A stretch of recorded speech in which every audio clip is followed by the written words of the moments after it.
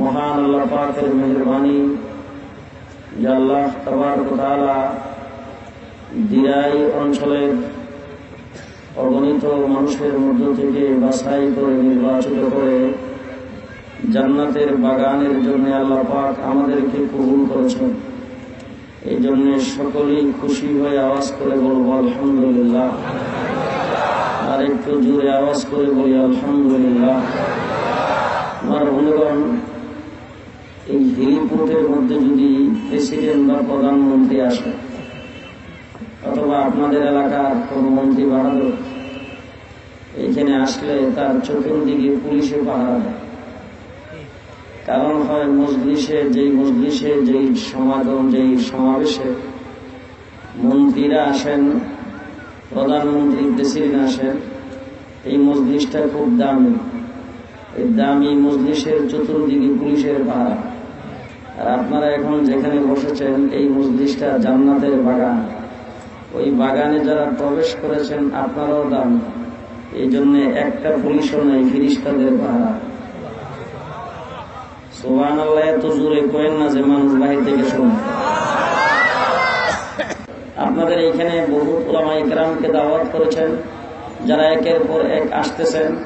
আজকের মাহফিলের প্রধান আকর্ষণ আপনাদের এই সুনামগঞ্জের শাইখে গাজীনগরী রহমতুল্লাহ আলাইহি, শাইখে কাতিয়া রহমতুল্লাহ আলাইহির জানিশিন, দরগাপুর মাদ্রাসার শাইখুল হাদিস, শাইখুল তাফসীর হযরত মুহতামিম আল্লামা নুরুল ইসলাম খান সাহেব দামাত বারাকাতুহুম, উনিও এই মাহফিলে এসে উপস্থিত হয়েছেন, মাদ্রাসায় অবস্থান করতেছেন। আমার বন্ধুগণ, প্রেসিডেন্ট প্রধানমন্ত্রী যেখানে যায় এখানে শুধু মাটিতে পুলিশ পাহারা দেয় না, আশেপাশের বিল্ডিং থাকলে ছাদের উপরে থেকেও পুলিশ পাহারা দেয়, তাই না? পুলিশ পাহারা দেয়। যদি কোনো বিল্ডিং না থাকে তাইলে মাহফিলের জনসভার চতুর্দিকে বাঁশ দিয়া টাওয়ার বানায়, ওই টাওয়ারের উপরে পুলিশ উঠে। ঠিক না ঠিক? আপনারা বসছেন এখন জান্নাতের বাগানে, ওখানে টাওয়ারের মধ্যে বৈশা পুলিশে পাহারা দেয়।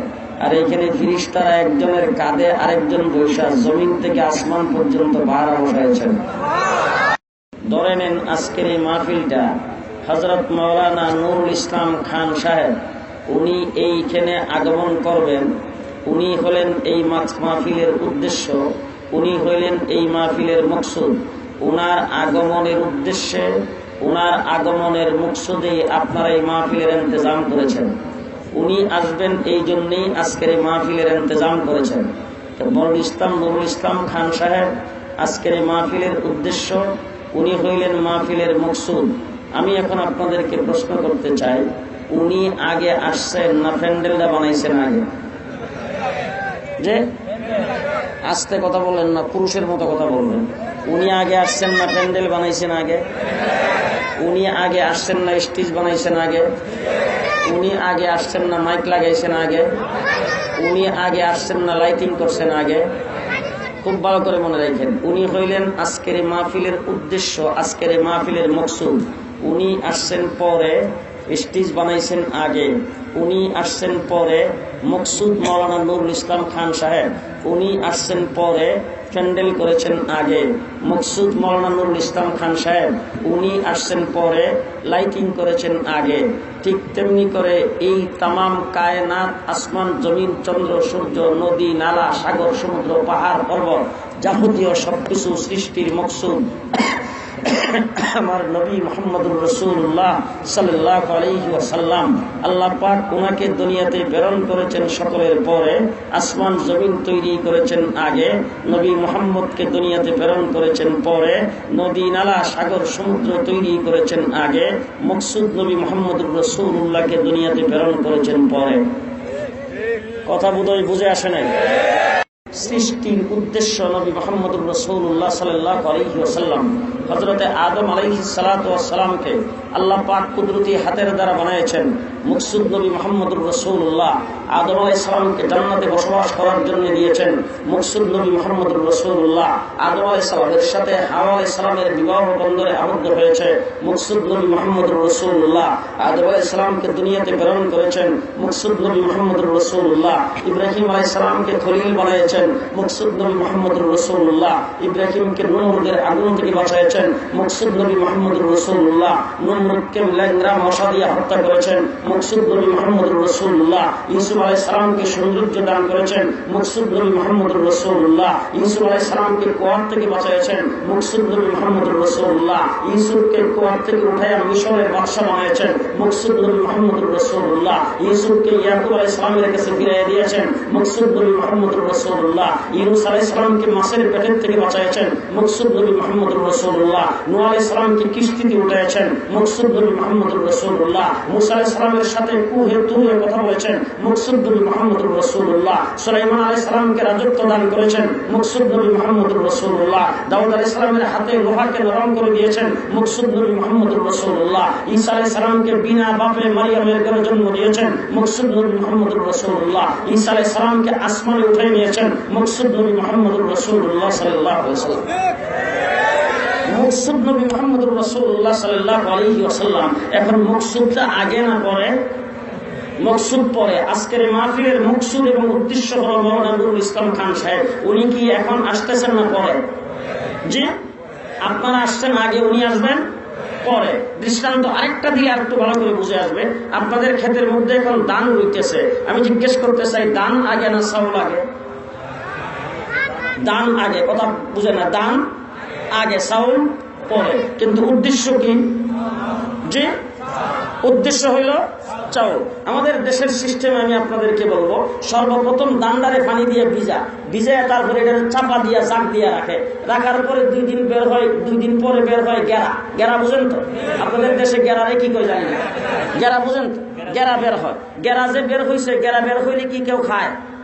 জি, গেরা বের হয়েছে, মকসুদ হলো চাউল। এরপরে এই যে গেরাটাকে নিয়ে তারপরে কাদা মাটির মধ্যে ফেলাইছে জ্বালা, মকসুদ হইল চাউল। জ্বালাটা একটু বড় হওয়ার পরে উঠাই নিয়ে ক্ষেতের মধ্যে লাইন দিয়ে লাগাইছে, মকসুদ হইল চাউল। এরপরে সার দিছে, গোবর দিছে, পানি দিছে, আগাছা পরিষ্কার করছে, হুইটার দিছে, মকসুদ হইল চাউল। এরপরে ধান গাছ বড় হয়েছে, মকসুদ হইল চাউল। ধানের শীষ ধরছে, মকসুদ হইল চাউল। পাকবার পরে কাইটা বাড়িতে আনছে, মকসুদ হইল চাউল। তারপরে গুঁড়ো দিয়া বা মেশিন দিয়া চুরাইছে, মকসুদ হইল চাউল। এরপরে পানি দিয়ে ভিজিয়ে সিদ্ধ করছে, মকসুদ হইল চাউল। রুদ্রে দিয়ে শুকাইছে, মকসুদ হইল চাউল। মেশিনে ভাঙ্গায় চাউল বের করছে। চাউল মকসুদ আগে না পরে? যে চাউল মকসুদ আগে না পরে? পরে।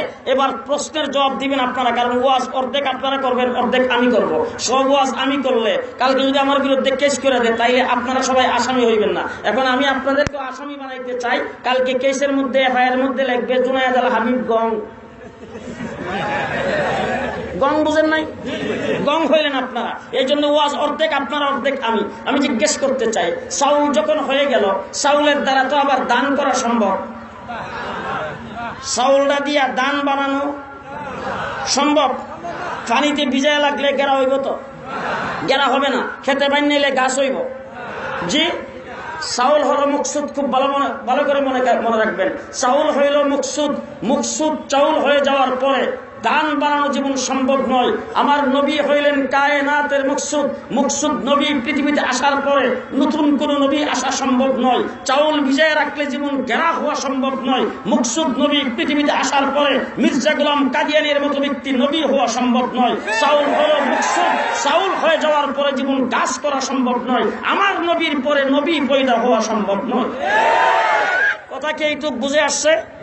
কথা এইটুক বুঝে আসছে? নবী হওয়া সম্ভব নয়। এখন জিজ্ঞেস করতে চাই, চাউল যখন হয়ে গেছে, চাউল দিয়ে কি ভাত পাক করা সম্ভব? জি, পোলাও, বিরিয়ানি, জর্দা, ফিন্নি, পায়েস সম্ভব? আস্তে কর।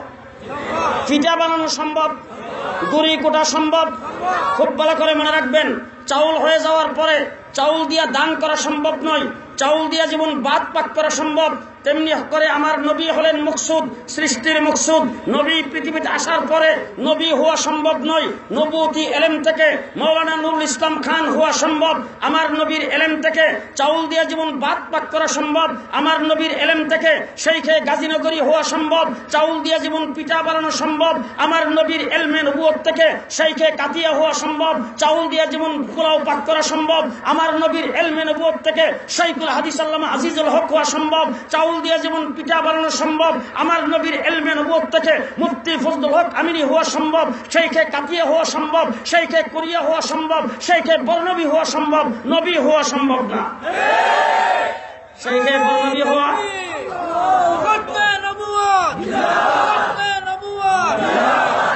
এখন আমার ভাইরা নবী দুনিয়াতে আর আসবে না, আমরা সবাই তো জান্নাতে যাইতে চাই।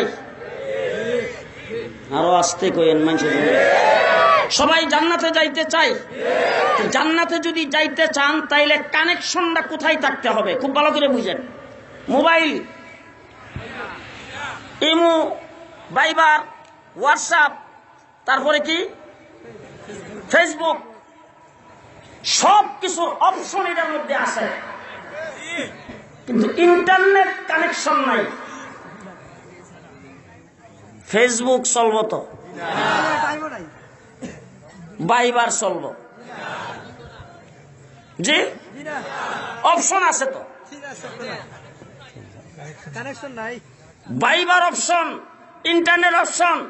মুসলমান ভাইবার, হোয়াটসঅ্যাপ, ইউমো, ফেসবুক সবকিছুর অপশন থাকার পরও ইন্টারনেট সংযোগ যদি না থাকে তাইলে যেমন মোবাইলের দ্বারা কোনো কাজ হবে না, কোনটার ভিতরে প্রবেশ করা যাবে না।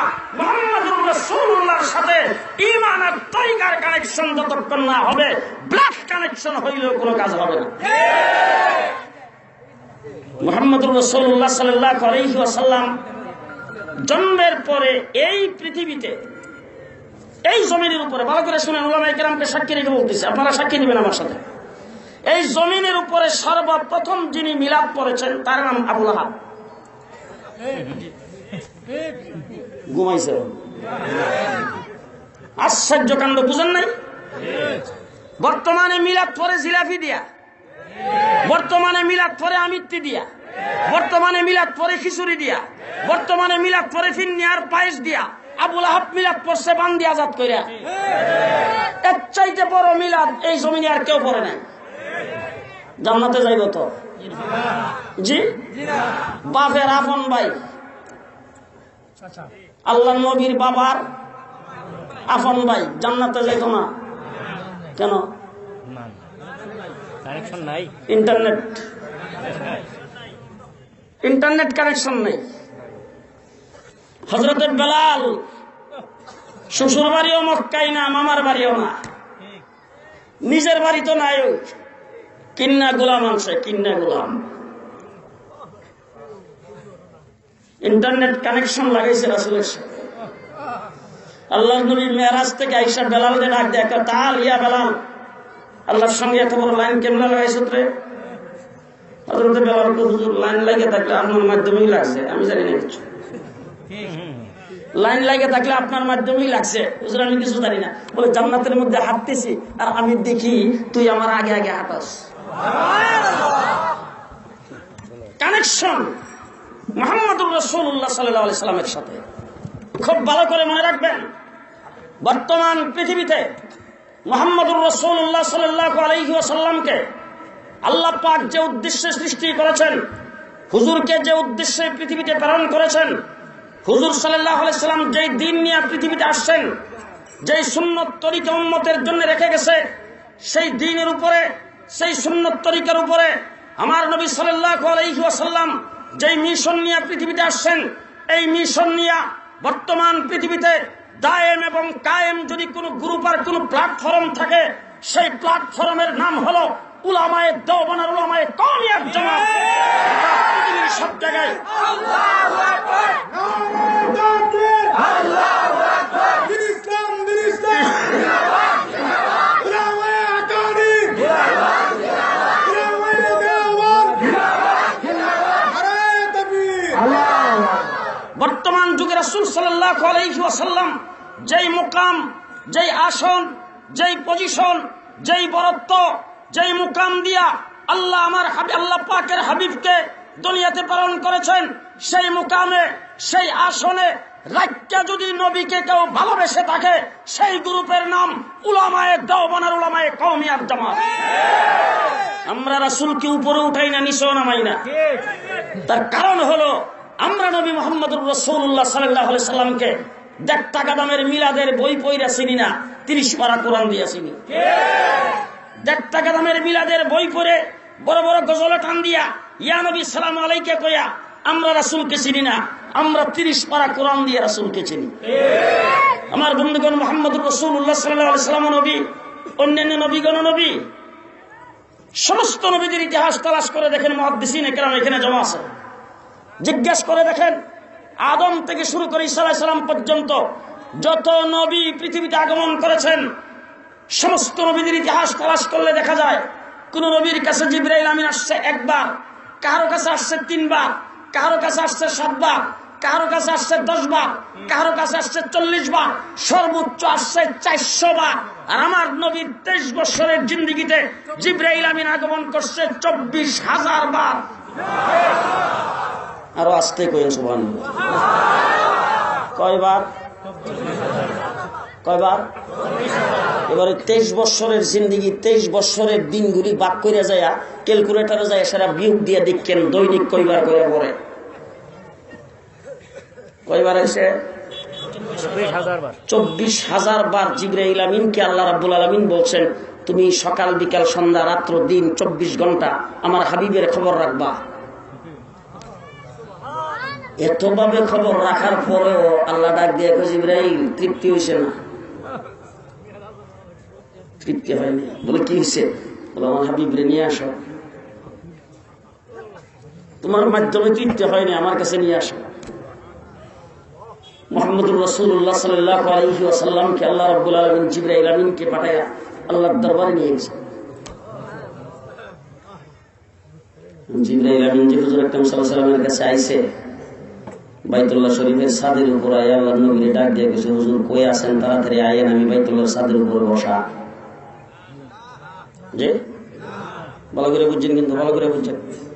হুজুর আকরাম সাল্লাল্লাহু আলাইহি ওয়াসাল্লাম হেরা গুহার ভিতরে, আল্লাহ ডাক দিয়ে জিবরাইল তুমি গুহার ভিতরে যাইবা, ওই জায়গার মধ্যে নিয়ে নাজিল করবা। আল্লাহর নবী গেছেন আবু বকর সিদ্দিকের শ্বশুর বাড়িতে বেড়াইতে, আবু বকর সিদ্দিকের ঘরে। আল্লাহ পাক ডাক দিয়ে আবু বকর সিদ্দিকের ঘরে উহি লিয়ে যাইবা। হুজুর সাল্লাল্লাহু আলাইহি সাল্লাম আয়েশার হুজুরের ভিতরে, রাসূল সাল্লাল্লাহু আলাইহি সাল্লাম আয়েশার সঙ্গে টেক লাগায় বসা।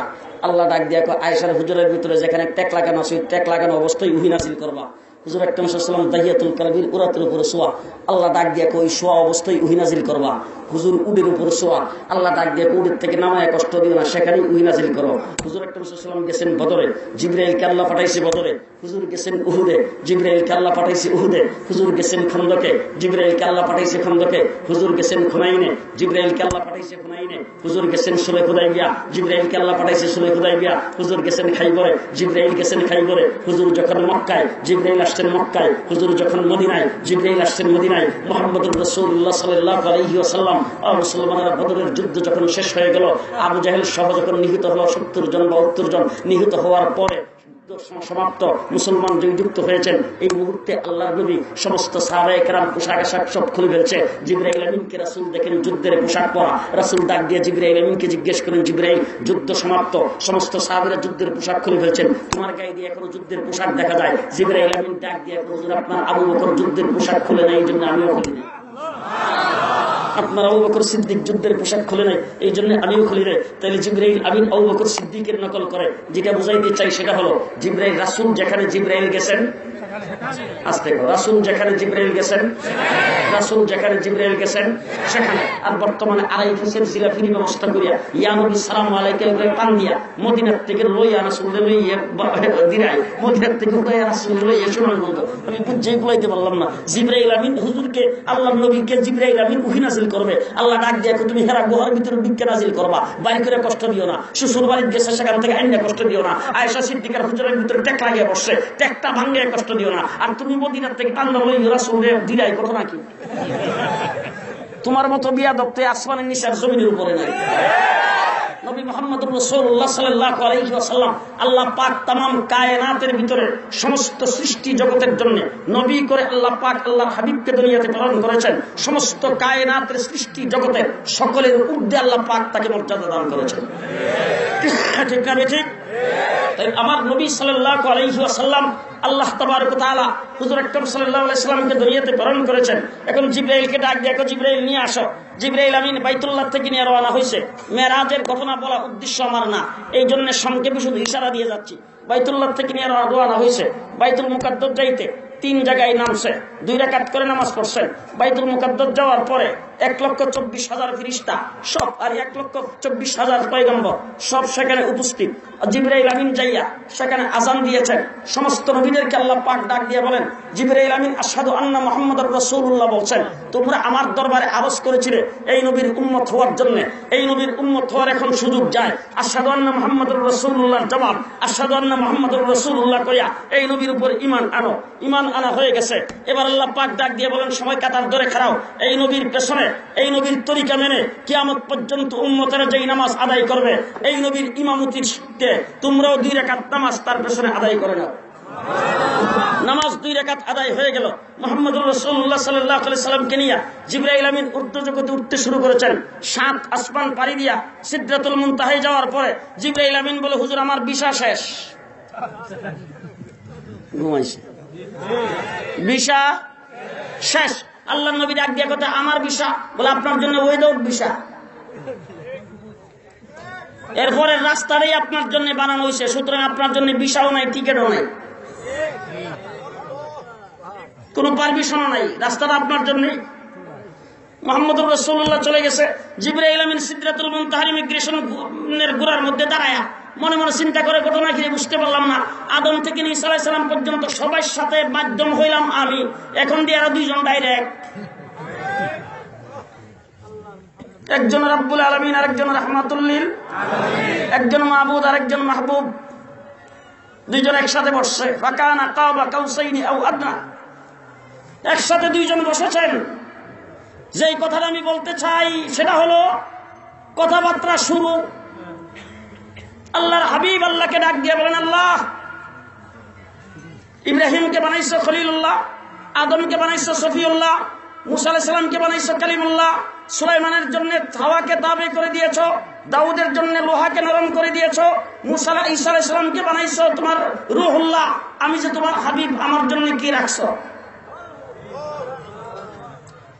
আল্লাহ রাব্বুল আলামিন বলেন, হাবিব সমস্ত নবীদেরকে যা দিয়েছি একা এর চাইতে বেশি আপনাকে দিয়েছি। কি? অতীতে যত নবী প্রেরণ করেছিলাম, কাউকে মুজিজা দিয়েছি 1টা, কাউকে 3টা, কাউকে 7টা, কাউকে 5টা, কাউকে 10টা। আপনাকে মুজিজা দিয়েছি আপনার তুতুর থেকে মুজিজা, গামের থেকে মুজিজা, কপাল থেকে মুজিজা, চোখের থেকে মুজিজা, মুখের থেকে মুজিজা, হাতের থেকে মুজিজা, হাত লাগার থেকে মুজিজা, আপনার 3.5 হাত বুড়ি পুরোটাই মুজিজা। অতীতের নবীদেরকে মুজিজা দিয়েছি, নবীও আসছে, মুজিজাও গেছে। আপনি দুনিয়ার থেকে চলে আসবেন, কিয়ামত পর্যন্ত মুজিজা থাকবে। আছে আছে এখন একটা মুজিজা বাস্তব দেখাবো আপনাদেরকে, বাস্তব দেখবেন। এখন যে আমি যে আপনাদের সামনে কথা বলতেছি, হযরত মাওলানা নুরুল ইসলাম খান সাহেব উনি যদি আপনাদের সামনে কথা বলতো, আর আপনারা যদি এরকম চুপ করে বসে থাকতেন, অথবা তাহাজ্জুদ হক আজিজ সাহেব যদি এসে কথা বলতেন, অথবা মাওলানা ওলিউর রহমান সাহেব যদি এসে আপনাদের এখানে কথা বলতেন, বড়নবী রহমতুল্লাহ আলাইহি সাহেব যারা, তাইলে আপনারা যদি এরকম চুপ করে থাকতেন, তাইলে মনটার একটা বুঝ দিতাম যে একজন হলো বড়নবী সাহেব যারা, আর নুরুল ইসলাম খান সাহেব বাংলাদেশের একজন বড় আলেম, বড় শাইখুল হাদিস, ওনার সামনে চুপ করে বসে থাকাটাই স্বাভাবিক। আমার মতো একজন নালায়েক মানুষ আপনাদের সামনে এসে কথা বলতেছি, বসা যারা তারাও চুপ, যারা দাঁড়ানো তারাও চটক পাখির মতো আমার দিকে তাকিয়ে আছেন। ঘটনা কি? আমার হাতে লাঠি দেখছেন এই কারণে? কি কারণ? কারণটা হলো আমার নবীর মুজিজা, আমার নবীর মুজিজা। আল্লাহর নবীর সামনে সাহাবায়ে কেরাম এইভাবে বসে থাকতো, কিয়ামত পর্যন্ত ওয়ারাসাতুল আম্বিয়া উলামায়ে কেরামের সামনে এইভাবেই মানুষ বসে থাকবে। টঙ্গীর বিশ্ব ইজতেমায় যায় দেখেন, কোথার থেকে কথা বলতেছে সেই মাইকেও কেউ দেখে না, মানুষটারও দেখে না। ওই জায়গার মধ্যে দাঁড়ায় 3টা শব্দ বলে, 3টা শব্দ। বড় মুবারক সময় আহাম বয়ান হবে, খামোশ হয়ে যায়। শব্দ কয়টা? মুবারক সময় আহাম বয়ান হবে, খামোশ হয়ে যায়। 3 শব্দ 3 বারের বেশি 4র্থবার বলা লাগে না। গোটা মাঠের লক্ষ লক্ষ মানুষ সব খামোশ। ঠিক না ঠিক? আল্লাহর নবীর মওজেদা আমি পরিষ্কার ভাষায় বলে যাচ্ছি, আপনাদের এলাকার জনপ্রিয় লিডার বাবু সুরঞ্জিত সেনগুপ্ত, এই দেশের বাংলাদেশের কোন বড় লিডারকে যদি এইখানে নিয়ে আসেন, দিরাইয়ে হোক সুনামগঞ্জে হোক, এর 4 ভাগের 1 ভাগ মানুষ যদি লিডারের বক্তৃতা শোনার জন্য জনসভায় উপস্থিত হয়, কয়েক ডজন পুলিশের মাধ্যমে এইভাবে বসায় রাখতে সক্ষম হবে না। ঠিক না ঠিক?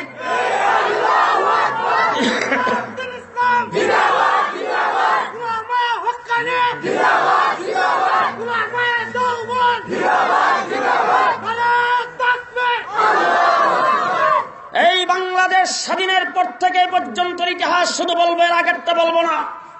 বাংলাদেশ স্বাধীনের পর থেকে শান্তির রাজদেশে আমরাই কায়েম করেছি। একজন ব্যক্তির আহ্বানে ঘরের ভিতর থেকে বক্তৃতা দিয়েছেন, বাংলাদেশের মানুষকে শাপলা চত্বরে আসার জন্য আহ্বান করেছেন। একজন ব্যক্তির আহ্বানে 70 লক্ষ মানুষ আমরা জমায়েত হয়েছি। একটা রিকশার গায়ে কোথাও আক্রমণ হয় নাই। করেছি কোথাও? কোন একটা রিকশার গায়ে কোথাও আক্রমণ হয়েছে শুনছেন? জি হ্যাঁ মুসলমানেরা, আজকে আমাদের উপর অপবাদ দেওয়া হয়। পরিষ্কার ভাষায় বলবো, শেখে কাতিয়া রহমাতুল্লাহ আলাইহি টঙ্গী বিশ্ব ইজতেমা উলামাদের কামরায় আমি ঢুকতেছি, যায় দেখি উনি গেটের বাহিরে, দরজার বাহিরে সেখানে দাঁড়ানো, পাঞ্জাবি আর লুঙ্গি পরা, দাঁড়ায় ওই যে ছোট ছোট কাগজের টুকরা পরা, এগুলি হাত দিয়ে উঠাইতেছে। আমি যাইয়া উনার হাতে যে কাগজগুলি জমা হয়েছে সেইগুলিও নিলাম, নিয়ে উনারে কিছু জিজ্ঞেস না করি আমিও কাগজ টুকাইতে শুরু করলাম। অনেক কাগজ জমে গেল, আমার সাথে কিছু ছাত্র ছিল, তারা হাত থেকে নিয়ে গেল, তাদের হাতে উঠাই উঠাই দিলাম। দিয়া শেষ করে ওনাকে দাঁড়ায় বললাম যে হুজুর, এই কাগজ তো এখন উঠাইছেন, একটু পরে আবার আইসা পড়বো। কাগজ তো সিরা সিরা মানুষে ভালায়, সার রাস্তায় কাগজ পরে থাকে, হুজুর এইগুলি কি জন্য টুকাইলেন? চোখের পানি ছেড়ে দিয়ে বললেন, শোনো, এই কাগজের মধ্যে আল্লাহর কালাম লেখা, সুতরাং মুসলমান এই কাগজকেও সম্মান করতে হবে। কাগজে কালাম লেখা, কাগজের হেফাজত হয়েছে। আমাদের বুজুর্গানে দিন হযরত হাফিজ হুজুর রহমাতুল্লাহ আলাইহিকে হুইল চেয়ারে একশরিক নিয়ে যেতাম, হুজুরের পেছনে পেছনে হাঁটছি। 7 বছর দীর্ঘ হাফিজ হুজুরের দরবারে ছিলাম। যখন স্পিড মিশে হাঁটতাম, হঠাৎ উনি কাগজ দেখলেই হুইল চেয়ার থামায় দিত, দিয়ে বলতে যে কাগজটা উঠাও। একদিন জিজ্ঞেস করলাম, হুজুর কাগজ উঠাইলে কি করেন? সারা রাস্তায় কাগজ পরে থাকে, আপনি কয়টা দেখেন? হাফিজ হুজুর বললেন, শোনো, কুরআন কাগজের মধ্যে লেখা, এই কাগজের ইহতিরাম করো, কাগজের সম্মান করো। যেই কাগজের মধ্যে আল্লাহর কালাম লেখা হয়েছে, আমরা কাগজের মধ্যে কালাম লেখার কারণে যারা কাগজকে পর্যন্ত সম্মান দেয়, তারা কোনদিন কোরআনে আগুন জ্বালাইতে পারে না। কোরআনে আগুন তারাই জ্বালায় যারা কোরআন বিরোধী, যারা ইসলাম বিরোধী। ও আমার ভাইরা, মুহাম্মদুর রাসূলুল্লাহ সাল্লাল্লাহু আলাইহি ওয়াসাল্লামের উম্মত আমরা, শান্তি আমরাই কায়েম করেছি এই দেশে। ঠিক না ঠিক? আমার নবীকে আল্লাহ পাক মুজিজা দান করেছেন। মহান আল্লাহ রাব্বুল আলামিন বলেন, ও আমার হাবিব, আপনি হলেন হাবিব। ইব্রাহিমকে বানাইছি খলিল, একজন খলিল আরেকজন হাবিব। খলিল অর্থ দুষ্ট, হাবিব অর্থ দুষ্ট। খলিল অর্থ বন্ধু, হাবিব অর্থ বন্ধু। খলিল অর্থ ফ্রেন্ড, হাবিব অর্থ ফ্রেন্ড। বেশকমটা কি ভালো করে বুঝেন। খলিল মানিও দুষ্ট, হাবিব মানিও দুষ্ট। আজকে যে ডিকশনারি খুলে দেখবেন, উলামায়ে কেরামকে জিজ্ঞেস করে দেখবেন, অবিধানিক অর্থ দুটোটাই এক। কিন্তু খলিল কোন বন্ধুকে বলা হয়, হাবিব কোন বন্ধুকে বলা হয়? খলিল ওই বন্ধুকে বলা হয় যেই বন্ধুর সঙ্গে বন্ধুত্ব করে সবকিছু নিয়ে নেওয়া হয়। হাবিব ওই বন্ধুকে বলা হয় যেই বন্ধুর সাথে বন্ধুত্ব করে সব দিয়ে দেওয়া হয়। ইব্রাহিম আলাইহিস সালাম খলিল। আল্লাহ ডাক দিয়ে বলেন, ইব্রাহিম তোমার জানটা আমার রাস্তায় দিয়ে দাও। ইব্রাহিম জান দেওয়ার জন্য নমরুদের আগুনে ঝাঁপ দিয়ে পড়ছেন। ইব্রাহিম তুমি খলিল, তোমার মাল সম্পদ আমার রাস্তায় দিয়ে দাও। ইব্রাহিম মাল সম্পদ মেহমানদারি করে বিতরণ করে দিয়েছেন। ইব্রাহিম তুমি খলিল, তোমার সন্তানাদি, তোমার বি বাচ্চা আমার রাস্তায় দিয়ে দাও। বি বাচ্চাকে গায়রি জি জারইন, যেখানে কোনো দানা পানি নাই সেখানে নিয়ে রেখে আসছে। ইব্রাহিম তুমি খলিল, তোমার কলিজার টুকরা সন্তান আমার রাস্তায় দিয়ে দাও। সন্তানকে জবাই করার জন্য ছুরির নিচে রেখে দিয়েছে। ইব্রাহিম তুমি খলিল, তোমার অন্তর আমার রাস্তায় দিয়ে দাও। মা বাপ ভাই বেরাদর সবকিছুর থেকে কাটাপ করে আল্লাহর জন্য লাগিয়ে দিয়েছেন অন্তর। ইব্রাহিম আলাইহিস সালামকে খলিল বানিয়েছেন। হাবিবের পালা যখন আসছে আল্লাহ ডাক দিয়ে বলেন, ও আমার হাবিব, আপনি রাজি থাকবেন উহুদ পাহাড়টা আপনার জন্য স্মরণে পরিণত করে দেওয়া হবে। ও আমার হাবিব, আপনি আঙ্গুল দিয়ে ইশারা দিবেন, আবু জাহেলের মুড়ের ভিতরের পাথরকে কালিমা পড়াইয়া দেওয়া হবে। ও আমার হাবিব, আপনি আঙ্গুল নাড়া দিবেন, গাছ মাটি সব আপনার সামনে এসে কালিমা পড়তে থাকবে। আপনি মক্কার থেকে হাত উঠাবেন, হাবশের থেকে বেলালকে আপনার দরবারে পাঠিয়ে দেওয়া হবে। মদিনার থেকে হাত উঠাবেন, ইয়েমেন থেকে আবু হুরায়রাকে আপনার দরবারে পাঠিয়ে দেওয়া হবে। দারে আরকামে হাত উঠাবেন, উমরকে মুসলমান করে আপনার দরবারে পাঠিয়ে দেওয়া হবে। আপনি মসজিদে নববীর মিম্বরে বসে হাত উঠাবেন, হাতটা মুখে মুছবার আগে মদিনাতে বৃষ্টি নাজিল করে দেওয়া হবে। আপনি আঙ্গুল নাড়া দিবেন, আকাশের চন্দ্র 2 টুকরা করে ফেলা হবে।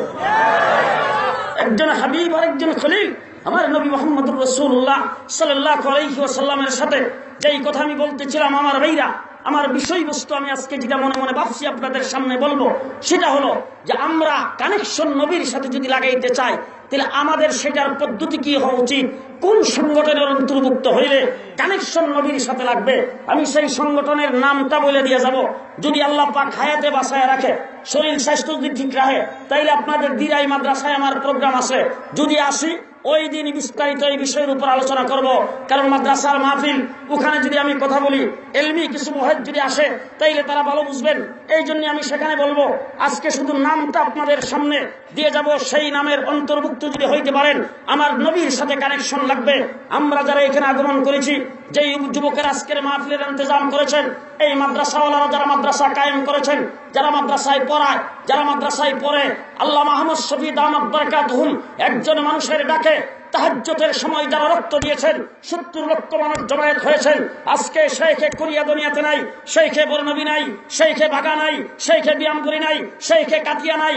ওনারা কোন মিশন আমাদের সামনে রেখে গেছেন, সেই প্ল্যাটফর্মের নাম ভালো করে মুখস্থ করে রাখবেন।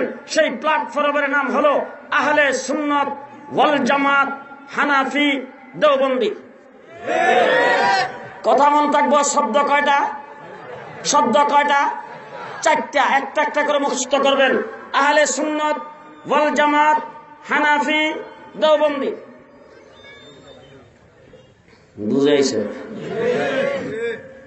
কয়টা? কয়টা?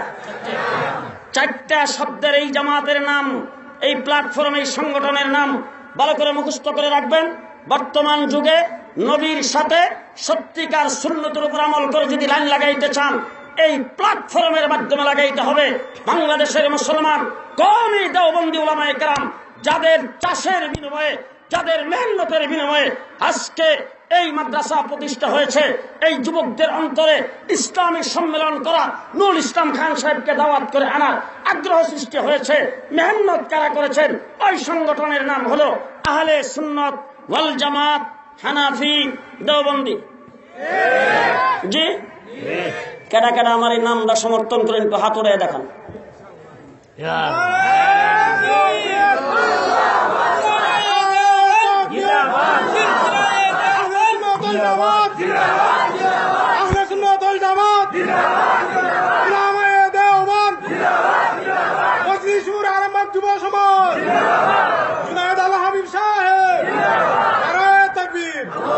আহলে সুন্নাত শব্দের দ্বারা নিসবত নবী মুহাম্মদুর রাসূলুল্লাহ সাল্লাল্লাহু আলাইহি সাল্লাম, ওয়াল জামাতের দ্বারা নিসবত সাহাবায়ে কেরাম, হানফির দ্বারা নিসবত ইমামে আজম আবু হানিফা রাহমাতুল্লাহি আলাইহি, দেওবন্দির দ্বারা নিসবত উলামায়ে দেওবন্দ।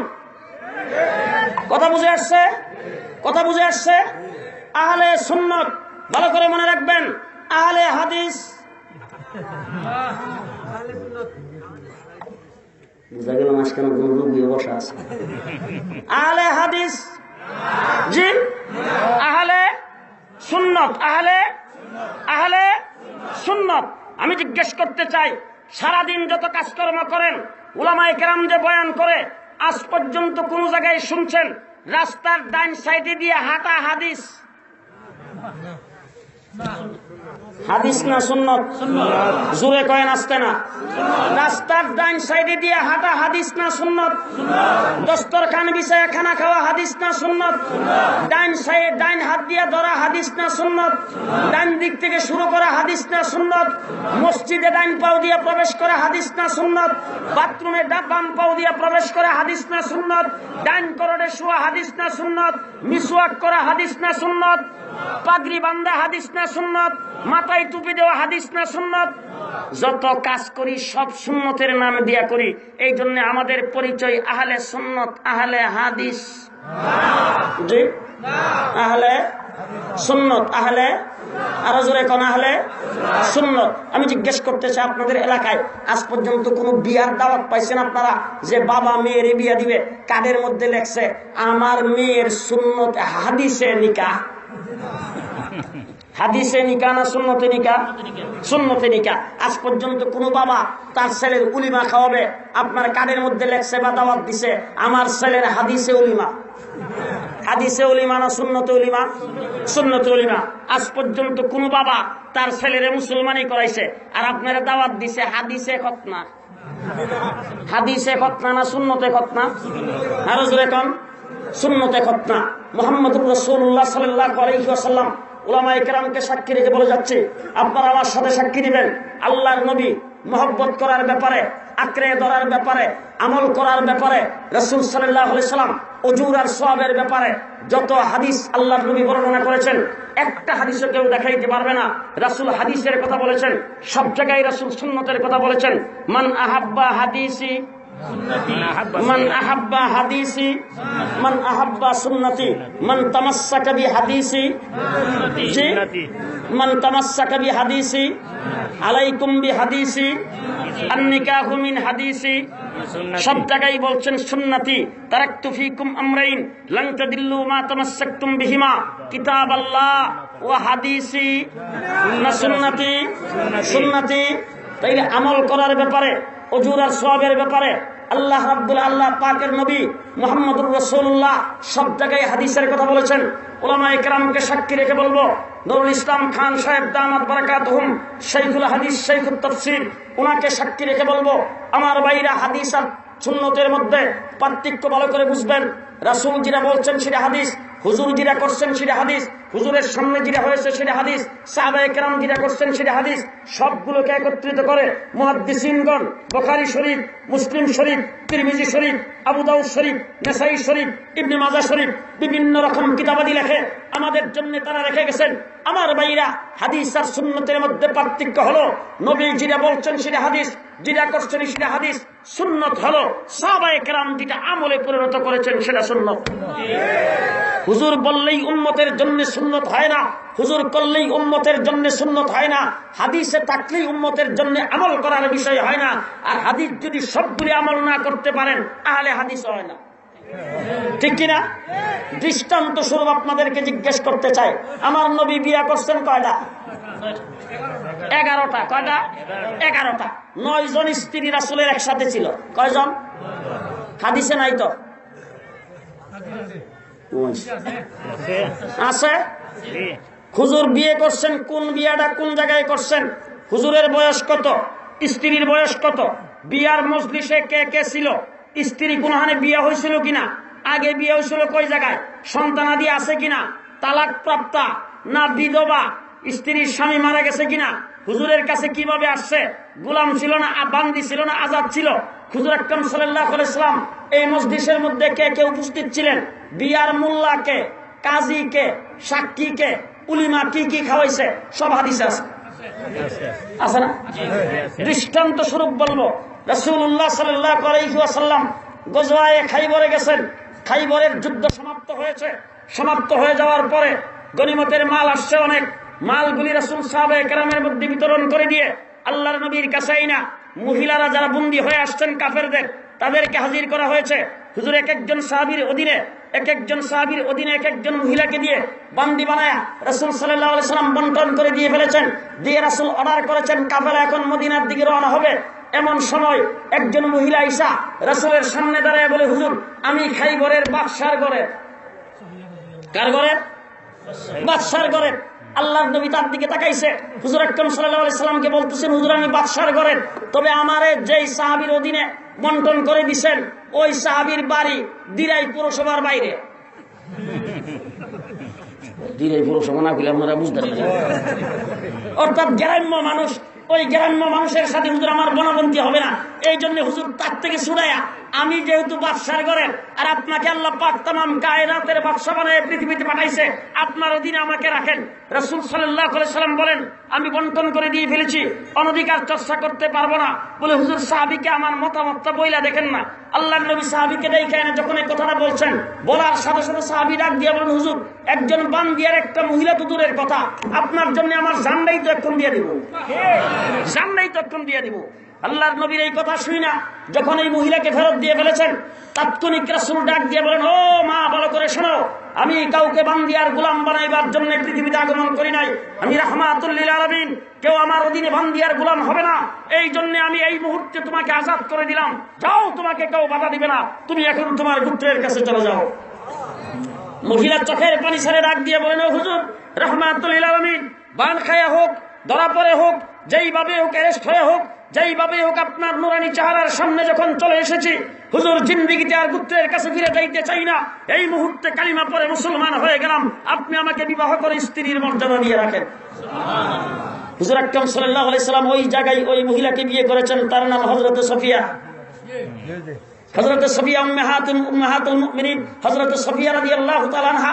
আমার ভাইরা সেখানে বিয়ে করার পরে এবার শুনেন মজার ঘটনা। রাসূল ডাক দিয়ে বলেন, আজকে কাফেলা মদিনার দিকে যাবে না, আমরা রাত্র এখানে যাপন করব। রাত্র এখানে রইলেন। সকালবেলা উঠে রাসূল ডাক দিয়ে বলেন, ও সাহাবীরা, কার কাছে কি খাবার আছে তাড়াতাড়ি নিয়ে আসো, এখন কাফেলা মদিনার দিকে যাওয়ার পালা। খানা পিনা সবাই ফুরাই আসছে। কারো কাছে আছে কিছু খেজুর, কারো কাছে আছে কিছু পনির, কারো কাছে আছে কিছু ছাতু, যার কাছে যা আছে সব নিয়ে আসছে। হুজুর বলেন, লম্বা দস্তরখানে বিছাও। লম্বা দস্তরখানে বিছাইছে। আল্লাহর নবী বলেন, সমস্তের খাবার এই দস্তরখানের মধ্যে ফেলাও। সব খানার দস্তরখানের মধ্যে রাখা হয়েছে। রাসূল বলেন, খাইবরের সমস্ত মুজাহিদ, সমস্ত সাহাবায়ে কেরাম দস্তরখানের চতুর্দিক দিয়ে বসে এই দস্তরখান থেকে খাও। আল্লাহর নবী খাওয়া যখন শুরু হয়েছে, রাসূল ডাক দিয়ে বলেন, গতকাল সন্ধ্যায় সফিয়ার সাথে যে আমার বিয়ে হয়েছে, এই বিয়ার উলিমা তোমাদের খাওয়াইলাম। হাদিসে নাই তো? আছে? কয়টা বিয়া করছে হুজুরে? জি। তাইলে হাদিসের উপর যদি আমল করে আপনি আহলে হাদিস হইতে চান, কালকার থেকে ঘুমাইছেন। আহলে হাদিস না আহলে সুন্নাত?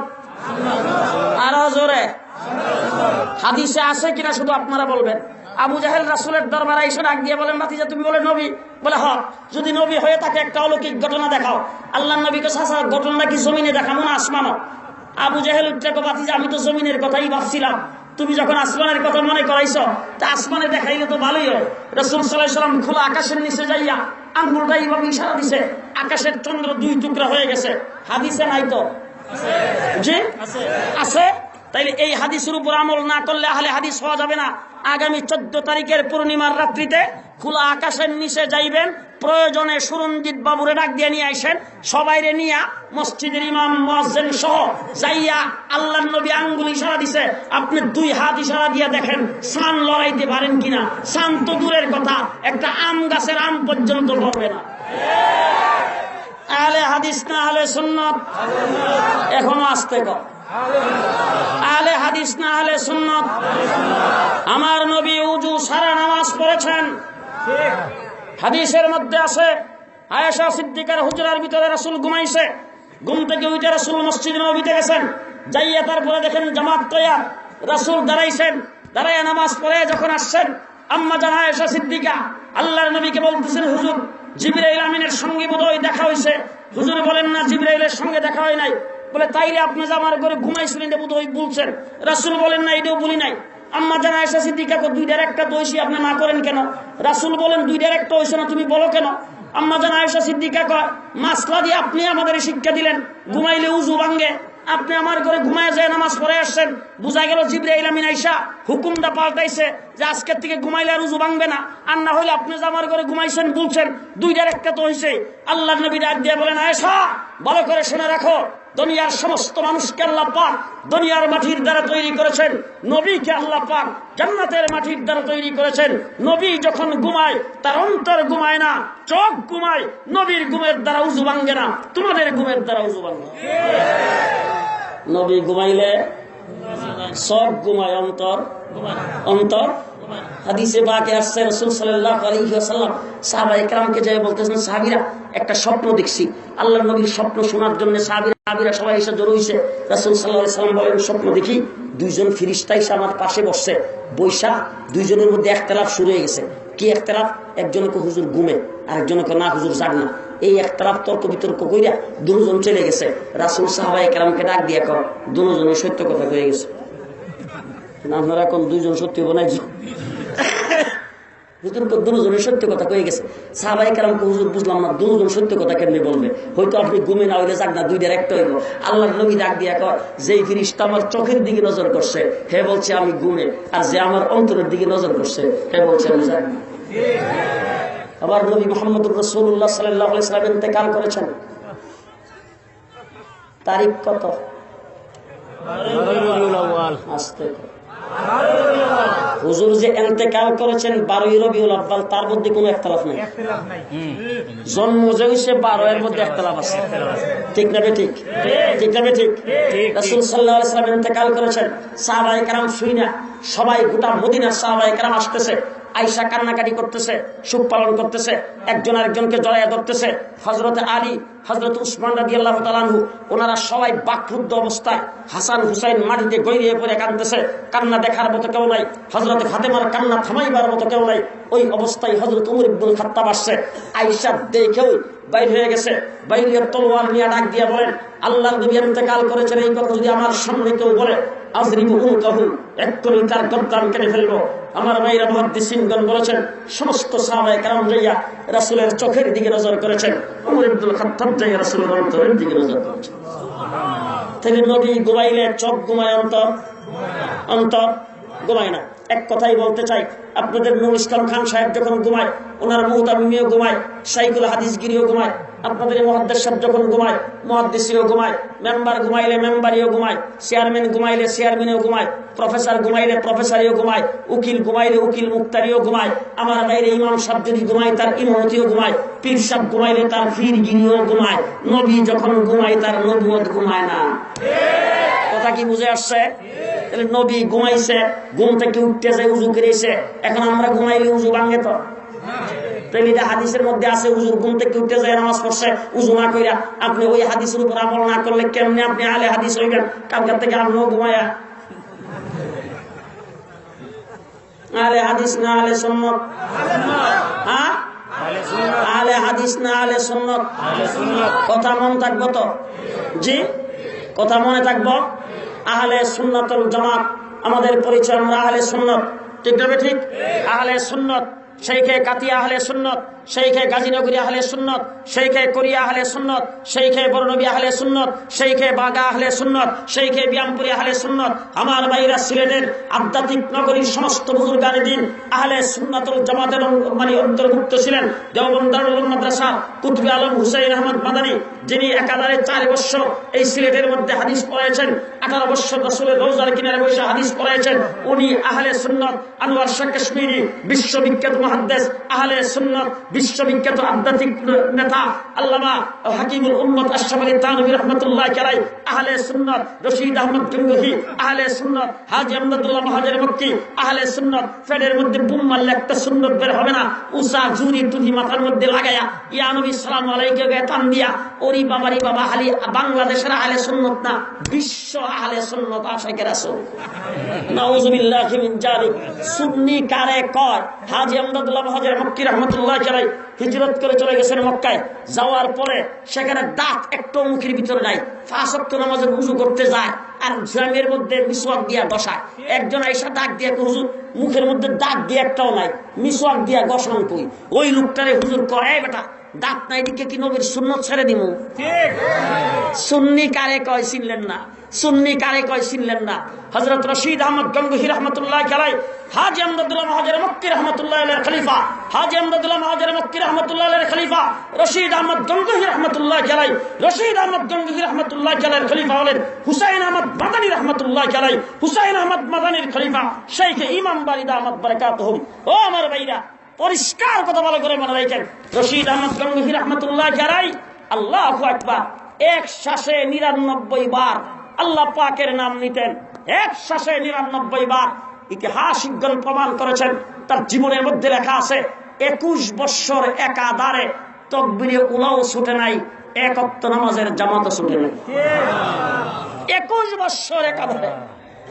আমাদের বুজুর্গানে দিন, আমাদের পূর্বপুরুষ, আমরা যাদের নাম বিক্রি করে চলি, 21 বছর একাধারে তাকবীরে উলাও ছুটে নাই, এক ওয়াক্ত নামাজের জামাতও ছুটে নাই।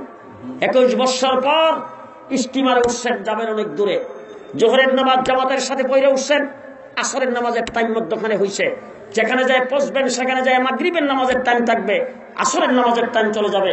এখন গোটা স্টিমারের মধ্যে কোনো মুসলমান নাই। উনি স্টিমারের একবার উপরে যান, আরেকবার নিচে নামেন, চতুর্দিকটা তওয়াফ করতে শুরু করে দিয়েছেন। স্টিমারের যিনি চালক, তিনি তাকে দেখে বলতেছেন, মৌলানা সাহেব ঘটনা কি, আপনি এইভাবে তওয়াফ করতেছেন, এইভাবে ঘোরাফেরা করতেছেন, একবার উপরে যান একবার নিচে যান, আপনার কি পেট ব্যথা শুরু হয়েছে নাকি, আপনার শরীর খারাপ লাগতেছে নাকি? রশিদ আহমদ গঙ্গোহী রাহমাতুল্লাহ আলাইহি বলেন, বাবা স্টিমারের মধ্যে কোনো মুসলমান নাই, আর তুমিও খ্রিস্টান, আমি যেটার জন্য ঘুরতেছি সেটা তোমার কাছে বললে কোনো লাভ হবে না।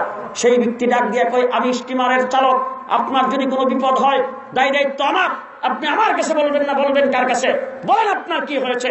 উনি চোখের পানি ছেড়ে দিয়ে বললেন, বাবা শোনো, 21 বছরের ভিতরে একদিনও আমার তাকবীরে উলা কাজা হয় নাই, নামাজের জামাত আমার ছুটে নাই।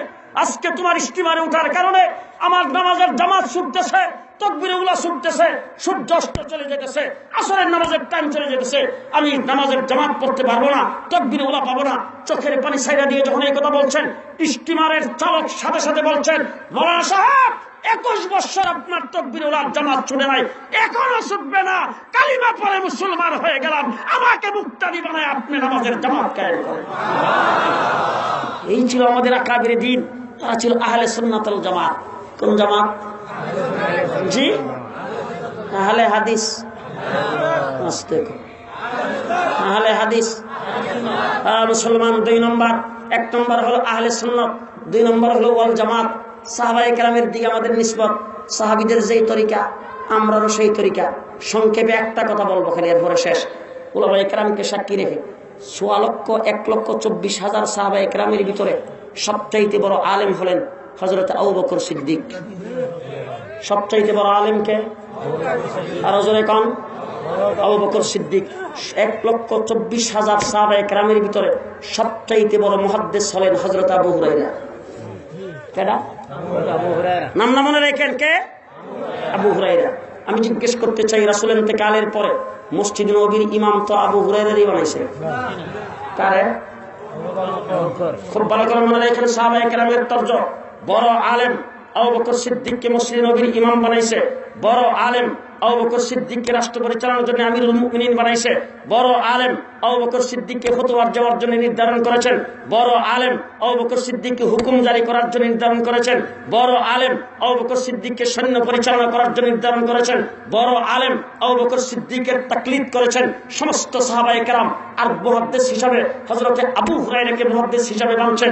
ঠিক তেমনি করে সাহাবায়ে কেরামের জামানার পরে এই উম্মতের জন্য সবচাইতে বড় আলেম হিসাবে আল্লাহ পাক জন্ম দিয়েছেন ইমামে আজম নুমান ইবনে সাবেতকে। নুমান ইবনে সাবেত সাহাবায়ে কেরামের পরে এই উম্মতের সবচাইতে বড় আলেম, আর এই উম্মতের সবচাইতে বড় মুহাদ্দিস হলেন ইমাম বুখারী রাহমাতুল্লাহি আলাইহি।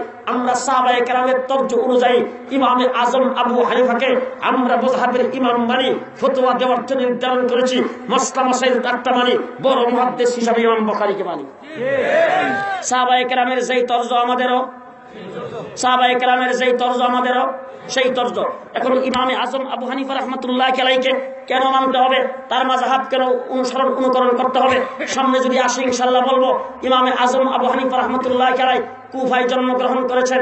হযরত আলী রাদিয়াল্লাহু তাআলা আনহু কুফায় শাহাদাত বরণ করেছেন। আলীকে দাফন করা হয়েছে কুফায়। রাসূল বলছেন আলী ও বাবুহা আনা মদিনাতুল ইলমে, আমি হইলাম ইলমের শহর, আলী হইল সেই ইলমের দরজা। দরজা যায় খুলছেন কুফায়, আর ইমামে আজম ওই দরজা দিয়ে ইলম বের হয়েছে, আর ওখানে জন্মগ্রহণ করে কুরআন এবং হাদিস থেকে 13 লক্ষ মাসআলা এই উম্মতের জন্য ইমামে আজম আবু হানিফা রাহমাতুল্লাহি আলাইহি বের করেছেন। আমার ভাইরা, ইমাম সুয়ুতি রাহমাতুল্লাহি আলাইহি লিখছেন ইন্না আউয়ালা মান দাব্বানা শরিয়াতি ইন্না আউয়ালা মান দাব্বানা ইলমুশ শরিয়াতি রাত্তাবাহু আবওয়াবান ওয়া হুয়া আবু হানিফা। ইন্না আউয়ালা মান দাব্বানা ইলমুশ শরিয়াতি রাত্তাবাহু আবওয়াবান ওয়া হুয়া আবু হানিফা। ইমাম আবু হানিফা ওই ব্যক্তি যিনি ইলমে শরীয়তের মাসলা মাসাইল কে তরতিব দিয়ে ধারাবাহিকভাবে উম্মতের জন্য কুরআন হাদিস থেকে সুন্নাত বের করে শরীয়তের মাসলাগুলো সর্বপ্রথম লিপিবদ্ধ করেছেন। তিনি হলেন ইমামে আজম আবু হানিফা রাহমাতুল্লাহি আলাইহি। এই জন্য আমার ভাইরা, এক নম্বরের পরিচয় আমরা আহলে সুন্নাত ওয়াল জামাত, হানাফি, দেওবন্দি, এই 4 শব্দের নামের উপরে যারা থাকতে পারবেন তারা সোজা কথা বলে যাচ্ছি সিরাতে মুস্তাকিমের উপর থাকতে পারবেন। আপনাদেরকে বুখারী শরীফ নিয়ে আইসা দেখায়া বলবো যে এই দেখো বুখারী শরীফে আছে তারাবির নামাজ 8 রাকাত, এই দেখো বুখারী শরীফে আছে নিয়ত এইখানে বান্দা, এই দেখো বুখারী শরীফে আছে মায়ের লোকের নামাজ আর পুরুষের নামাজে কোনো পার্থক্য নাই, এই দেখো বুখারী শরীফে আছে হাতটা এখানে দিয়ে এইভাবে নাচাইবা, এই দেখো বুখারী শরীফে আছে আমিন কইয়া মসজিদের মধ্যে শীষ ধরাইবা, এই দেখো বুখারী শরীফে আছে ফাগায়া 3 জনের জায়গা লইয়া খারাইবা। এইসব আইসা বুখারী শরীফ দেখায়া একবারে দেখায়া বলবে এই যে দেখো বুখারী শরীফ। যদি আলেম হয়ে থাকেন তাহলে একটা প্রশ্ন করবেন, তোরে বাংলা বুখারীটা থইয়া আমরা দরগাপুর মাদ্রাসা যাইয়া নুরুল ইসলাম খান সাহেবের সামনে বমু আর দেখে তো এবারত ফিরে দিবে। যদি আলেম হন তাহলে এক প্রশ্ন, আর যদি আলেম না হয়ে থাকেন পরিষ্কার বলে দিবেন সেইকে কাতিয়া বুখারী পড়তে বুড়ো হয়েছে, সেইকে গহরপুরি রহমতুল্লাহ আলাইহি বুখারী পড়াইছে 42,000 ছাত্র হয়ে বুখারী পড়াইতে বুড়ো হয়ে কবর হয়েছে। শাইখুল হাদিস আল্লামা মাইজুল হক সাহেব বুখারী পড়াইতে 52 বছর পড়াইছে, বুখারী শরীফ বঙ্গনুবাদ করছে। আমাদের সেইখে গাজীনগরী সাহেব বুখারী পড়াইতে মক্কায় যেয়ে মারা গেছে। আর নুরুল ইসলাম খান সাহেব বুখারী পড়াইতে এখনো পড়াইতেছে। তুমি নুরুল ইসলাম খান সাহেব বুখারী পড়িয়া সেইখে গাজীনগরী বুখারী পড়াইয়া, কাতিয়ার শেখ সাহেব বুখারী পড়িয়া, হবিগঞ্জের মুহাদ্দিস সাহেব 2টা-3টা মাদ্রাসায় বুখারী পড়াইয়া, বড় শাইখুল হাদিস আল্লামা মাইজুল হক সাহেব, নুরুদ্দিন গহরপুরি সাহেব, ওনারা বুখারী পড়াইয়া বুঝছে আমাদের জিদা কয়ে গেছে আমরা হিডুই মানতে রাজি, তোর বুখারী দিক করে মানতে রাজি না। মন থাকবো। আম মানুষের জন্য সোজা এই সওয়াল, ওনারা বুখারী শরীফ পড়াইয়া যে কথা আমরা কয়ে গেছে 20 রাকাত তারাবির নামাজ নিয়ত এইখানে বান্দা আমি নাচতে কো আমরা হিডের মধ্যে আছি, তোর বুখারী দেখাইলো আমরা মানি না। আমরা সেইকে বর্ণগরী মানি, সেইকে কুরিয়ারে মানি, সেইকে কাতিয়ারে মানি, সেইকে গাজীনগরে মানি, নুরুল ইসলাম খান সাহেবরে মানি, হবিগঞ্জের মুহাদ্দিস সাহেবরে মানি, মাওলানা জিয়াউদ্দিন সাহেবরে মানি, ইমামবাড়ি শেখ সাহেবরে মানি। আর তুই যদি বুখারী শরীফ দেখাই আমরা মানি না, আর জিবরাইল এমনি আসে যদি তোর বুখারী সমর্থন করে হিন্দুও মানি না। পরিষ্কার কথা বল, কারণ জিবরাইল তো এখন আইতো না, কইলে অসুবিধা কি? জিবরাইল তো এখন আসবে না, কইতে অসুবিধা কি? তোর জিবরাইল আমি না কইলে মানি না। আল্লামা শাইখুল হাদিস আল্লামা মাইজুল হক সাহেব বুখারী শরীফ বাংলা অনুবাদ করে গেছে। ইসলামিক ফাউন্ডেশন থেকে এটা ছাপছে, সারা বাংলাদেশ না সারা পৃথিবীতে বাংলা ভাষাভাষী যেখানে আছে সব জায়গায় সে বুখারী যায় পড়ছে। আর 52,000 ছাত্ররে বুখারী পড়াইছে 55 বছর পর্যন্ত। আমাদের ব্রাহ্মণবাড়িয়ার বড় হুজুর 65 বছর একাধারে বুখারী শরীফ পড়াইছে। শাইখুল হাদিস আল্লামা মাইজুল হক সাহেব ওনার কাছে পড়ছে। হেই বেচারারা বুখারী বুঝছে না, আর তুই বাংলা ফইরা তুই বুঝে লাইছ বেশি, খুব ভালো করে বুঝছে।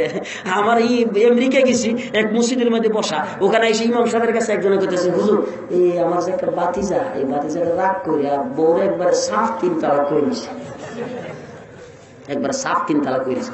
ইমাম সাহেব তারা ডাক দেয়, একটা কাজ করেন, তালাক যে কইছে এটা কেডা শুনছে ওই সাক্ষীর নামগুলি সহ একটা কাগজের মধ্যে লিখকে নিয়ে আইন, তালাকের ফতোয়া মুখস্থ কইলে হয় না।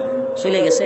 ঠিক আমি বসে রয়েছি, আসর নামাজ পড়ে বসছি, ওই লোক এসে নামাজ পড়তো, নামাজ পড়ে বাইরে যাওয়ার সময় ডাক্তার জিজ্ঞেস করতেছে কি ব্যাপার আপনারা 3 দিন আগে এসে একটা ফতোয়া জিজ্ঞেস করছিলেন, আপনি কিছু বলেন দিলেন না? হুজুর আমার বাতিজা ওই ইন্টারনেটের মধ্যে ফতোয়া দিক চালাইছে। কই দেখছে? ইন্টারনেটে ফতোয়া দেখছে। ডাক্তার জিজ্ঞেস করছে ইন্টারনেটে কি ফতোয়া দেখছে? হুজুর একজন ডাক্তার যে আছে তাই বাইন্দা ফিস টিভিতে আয়ে ওই ডাক্তার সব বলছে 3 তালাক যদি রাখ করে একসাথে 3 তালাক দেয়, তাহলে একসাথে 3 তালাক দিলে 3 তালাক হয় না, 1 তালাক হয়। ডাক্তার, জাকির নায়েক। শব্দ কয়টা? তিনটা। আল্লামা আছে, মৌলানা, মুফতি, ডাক্তার, জাকির নায়েক। ডাক্তারের কাজ হইল প্রস্রাব পায়খানা পরীক্ষা করিয়া মানুষের শরীরের রোগ ধরা, ফতোয়া দেওয়া ডাক্তারের। আরো জোরে, ফতোয়া দেওয়া ডাক্তারের কাজ না, ভালো করে মনে রাখেন। ঠিক না বে ঠিক? ঠিক না বে ঠিক? এখন কজে রাগ কইরা তো 3 তালাকের কথা কইলিছে, রাগ কইরা তালাক দিলে 3 তালাক হয় না। আমি জিজ্ঞেস করতেছি, রাগ করে যে করস ফায়ার দিয়ে মরে না তো? আমরা বাংলাদেশে রাগ করে করস ফায়ার দিলে মরে না তো? জি, চরস ফায়ার দিলেও মরে। আচ্ছা, আমি জিজ্ঞেস করতেছি, আজ পর্যন্ত কোন বেড়া বউরে আদর করে তালাক দিছে? বউরে কোলের মধ্যে বয়াইছে, বয়ে মাথার মধ্যে মরাইতেছে, আর বউরে সোমা টোমা খাই বসে, তুমি আমার জানের জান, প্রাণের প্রাণ, তোমার দিলাম 3 তালাক। এরকম কইছে? তাহলে বউরে তো রাগ করে তালাক দে, রাগের মাথায় তো তালাক দে। ঠিক যাবে ঠিক? আমার ভাইরা, দুনিয়া বড় ফিতনা, খুব ভালো করে মনে রাখবেন। ইহুদি খ্রিস্টান চক্রের মূল মন্ত্র হলো মহিলাদেরকে পুরুষের কাঁধে কাঁধ মিলায় একাকার করে দাও। স্কুলে মহিলাদের সহশিক্ষা, শ্রমিকদের মধ্যে সহ অফিস আদালতের সব জায়গার মধ্যে পোশাক আশাকে মহিলার পুরুষের মধ্যে কোনো ভেদাভেদ নাই, সেখানে নামায় দাও। এখন মুসল্লি যারা পর্দানিসীন, তাদেরকে কেমনে লাগাইব? তাদের এজেন্ডের রাস্তার মধ্যে ছেড়ে দিছে। মসজিদের জুমার নামাজও মহিলাদেরকে লইয়াও ঈদগার মধ্যে করে দাও। কথা বুঝেন নাই বুঝো? গোটা পৃথিবীতে 2টা গ্রুপের সবচাইতে বেশি বিরোধিতা চলছে। একটা হলো ইমামে আজম আবু হানিফা রাহমাতুল্লাহ আলাইহির হানফি মাযহাবের, আরেকটা হলো গাট্টিওয়ালা তাবলীগ জামাতের। খুব ভালো করে মনে রাখবেন, এই 2টা বিরোধিতা হওয়ার কারণটা হলো ইমামে আজম আবু হানিফা ওই ব্যক্তি যিনি সর্বপ্রথম নবীর সুন্নতগুলিকে একটা একটা করে কোরআন হাদিস থেকে বের করে এই উম্মতের জন্য লিপিবদ্ধ করেছেন। আর হযরত মাওলানা ইলিয়াস রাহমাতুল্লাহ আলাইহি এই গাট্টিওয়ালা তাবলীগ জামাতের লোকেরা সুন্নতকে মানুষের দুয়ারে দুয়ারে পৌঁছায় দিয়েছেন। 2টা কাজ 2 ব্যক্তি করেছেন। এই জন্য 2টা গ্রুপের সবচাইতে বেশি বিরোধিতা হচ্ছে। আমার ভাইরা, যারা বিরোধিতা করে তাদেরকে বলতে চাই, টঙ্গীর বিশ্ব ইজতেমার মাঠে যেই মানুষ উপস্থিত হয় তাদের উযু ইস্তেঞ্জা করার জন্য যতগুলি লুড়া বদনা, তোমরা যারা তাবলীগের সমালোচনা করো, লুড়া বদনার সমান সংখ্যাও তোমাদের হবে না।